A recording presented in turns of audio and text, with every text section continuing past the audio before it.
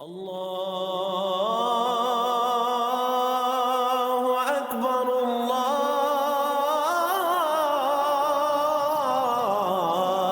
اکبر۔ اعوذ باللہ من الشیطان الرجیم، بسم اللہ الرحمن الرحیم۔ فکر اقبال میں تمام ساتھیوں کو خوش آمدید۔ آج ہم بات کرتے ہیں اسٹرالوجی کے بارے میں۔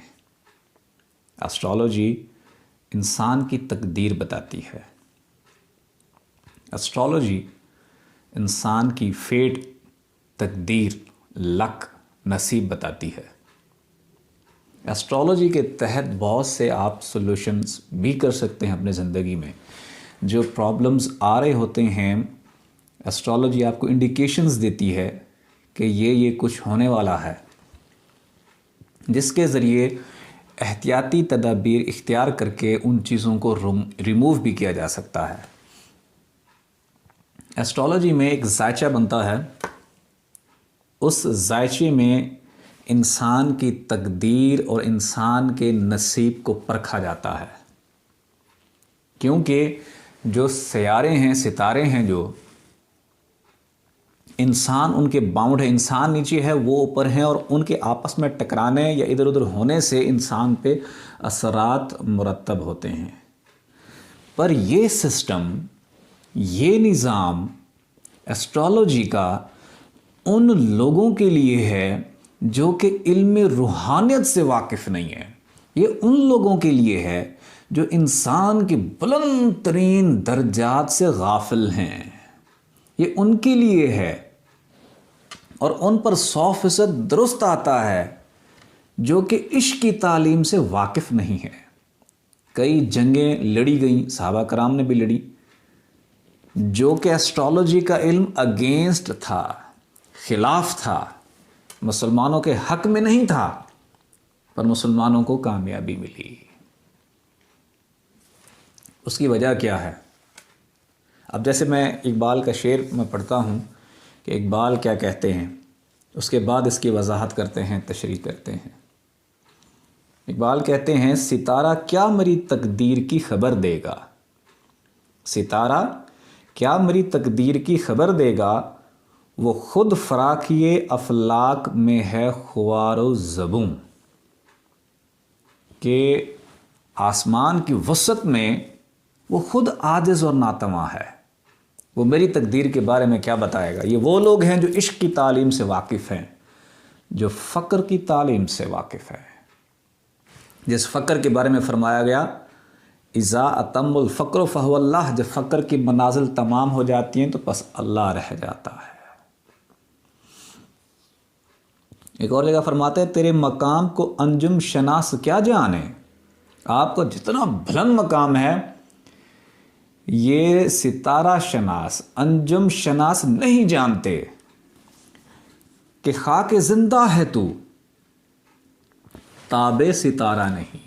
آپ اسٹرالوجی کے انڈر نہیں آتے، آپ اتنے بلند ترین مقام کے حامل ہیں۔ وجہ کیا ہے؟ آپ کے جسم کے اندر روح ہے، آپ کے جسم کے اندر روح کی نائب 7 لطائف ہیں۔ وہ آپ کے جسم کے اندر جکڑی ہوئی مخلوقیں ہیں، وہ بند ہیں، ان کو نور کی طاقت چاہیے۔ اگر ان کو نور کی طاقت فراہم کر دے، جسم سے باہر نکلیں گی۔ اگر آپ ان کو نور کی طاقت نہیں دیتے، وہ آپ کے جسم کے اندر ہی ہیں، اور جسم کے اندر ضائع بھی ہونا شروع ہو جاتی ہیں 40 سال کے بعد۔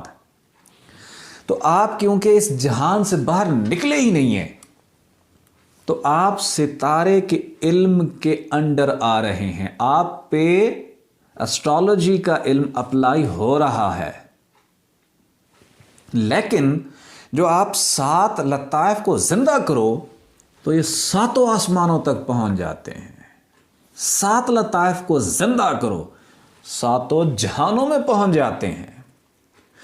تو پہلا جہان جو ہے یہ مالاکوت ہے، یہ پہلے آسمان سے بھی اوپر ہے، جبکہ یہ ستارے آسمان سے تو بہت نیچے ہیں۔ تو جب انسان کے 7 لطائف 7 جہانوں میں منتقل ہو جاتے ہیں، مومن کے جہاں کی حد نہیں ہے، مومن کا مقام ہر کہیں ہے۔ جس جہان میں جاؤ مومن کا مقام ہے، کیونکہ ہر ایک جہان میں اس کا ایک ایک لطیفہ انسان کا ادھر بیٹھا ہوتا ہے۔ اب وہ انسان جو واصل باللہ ہو گیا، فقر کی تعلیم سے آگاہ ہو گیا، اس کے اندر کے لطائف، جسم تو یہاں ہے لیکن اندر کی جو مخلوقیں ہیں وہ اوپر ہوتی ہیں، اوپر والے نوری جہانوں میں ہوتی ہیں، حتیٰ کہ خدا کے روبرو بھی ہوتی ہیں۔ پھر یہاں پر اسٹرالوجی کا علم فیل ہو جاتا ہے، یہاں پہ اسٹرالوجی کے علم وہاں تک نہیں پہنچ سکتا۔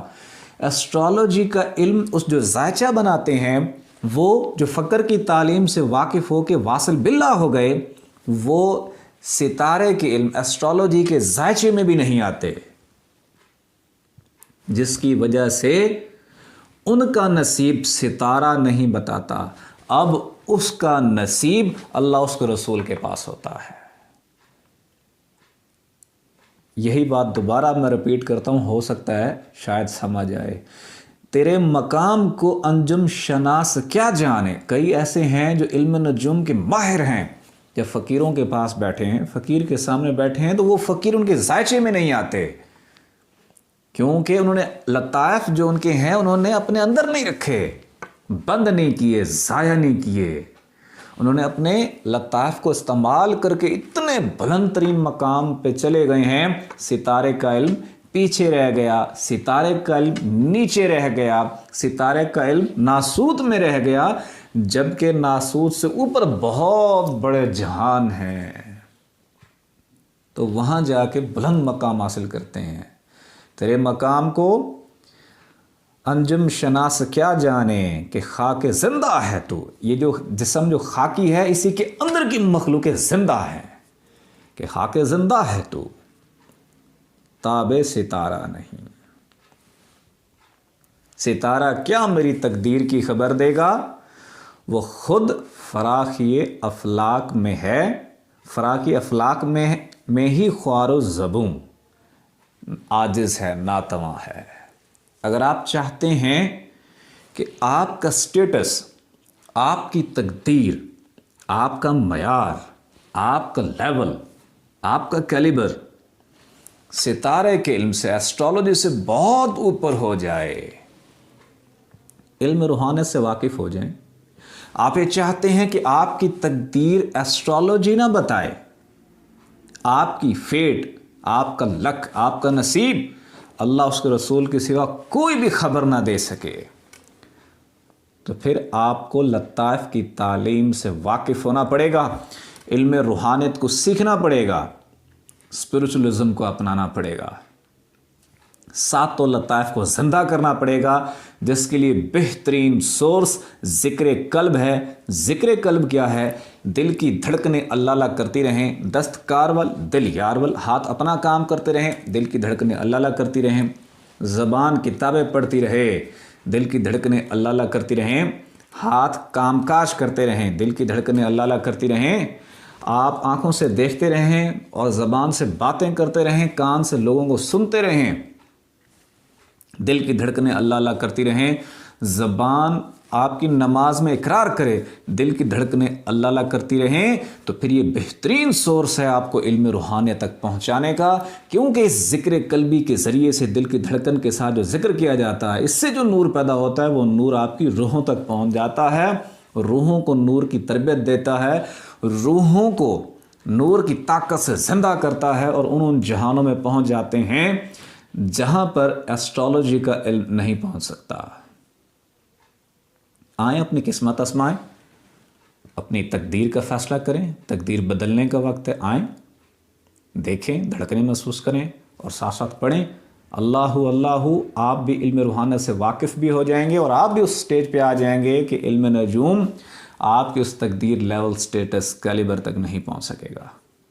آنکھیں بند کریں، توجہ دل کی جانب رکھیں، دھڑکنیں محسوس کریں اور ساتھ ساتھ پڑھیں اللہ اللہ اللہ اللہ اللہ اللہ